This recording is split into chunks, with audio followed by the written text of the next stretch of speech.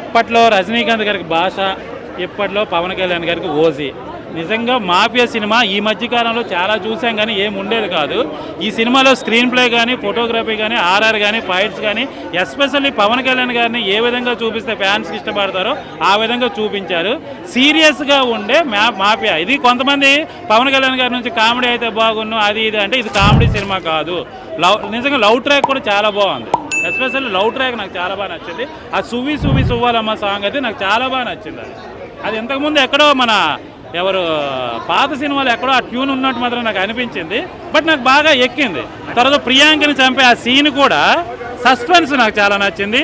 తర్వాత police station scene ఒక్కటి చాలు అబ్బా. పోలీస్ స్టేషన్ సీన్ అయితే అదిరిపోయింది.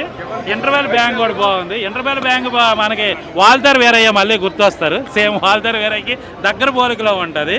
సో ఓవరాల్గా ఒక ఫుల్ మీల్స్ ఇది. మాఫియా సినిమాని ఇష్టపడే వాళ్ళు అయితే మాత్రం భలేగా ఇష్టపడతారు. ఇది ఫస్ట్ హాఫ్లో స్క్రీన్ ప్లే మాత్రం చాలా బాగా నచ్చింది. ప్రతి ఒక్క ఇంట్రడక్షన్, ప్రతి క్యారెక్టర్ని కూడా చాలా చాలా బాగా తీశాడు. అదేవిధంగా సెకండ్ హాఫ్ చేస్తుంటే ఇంకా చాలా బాగుండేదేమో అని నాకు అనిపించింది. బట్ సెకండ్ హాఫ్ స్టోరీలోకి వెళ్ళిపోయాడు. ఫస్ట్ హాఫ్ ఇంట్రడక్షన్స్ మాత్రం చాలా బాగా చేశాడు. అసలు స్క్రీన్ ప్లే మాత్రం అదరగొట్టేశాడు.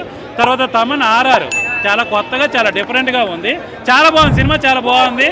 నెగిటివ్ రివ్యూస్ ఇచ్చేవాళ్ళు నేను మీకు ఒకటి చెప్తా, వాడు ఆపరా. ఏది చాలా మందికి జబ్బు వస్తే చచ్చిపోతారు, కొంతమంది యాక్సిడెంట్లో చచ్చిపోతారు, కొంతమంది బాధల్లో చచ్చిపోతారు. ఈయన కొడుకులు కుళ్ళుకొని చచ్చిపోతారు.